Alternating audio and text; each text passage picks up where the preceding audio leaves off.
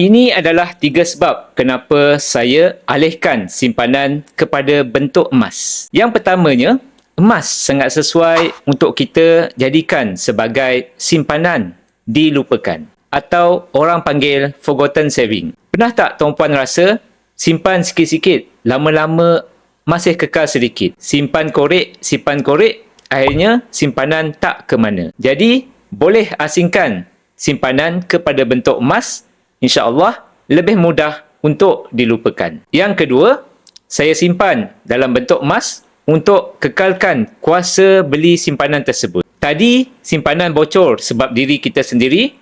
Kedua, kita simpan emas untuk kekalkan nilainya daripada terhakis oleh inflasi. Dan yang ketiga, dengan emas, hakikatnya kekayaan di bawah kawalan kita 100%. Bila mana emas fizikal, tuan-puan, terletak di tangan tuan-puan sendiri, ia tak terikat dengan mana-mana institut kewangan. Jadi, kekayaan ada di tangan kita sendiri. Bukanlah kesemua kekayaan kita disimpan di dalam bentuk emas, tetapi pakar kewangan sarankan at least 10 hingga 15% kita asingkan kepada simpanan emas. Jadi, jika tuan-puan dah bersedia nak menyimpan emas, boleh isi di info biru. InsyaAllah nanti saya akan bantu. Dengan ilmu, kita tahu apa kita nak buat.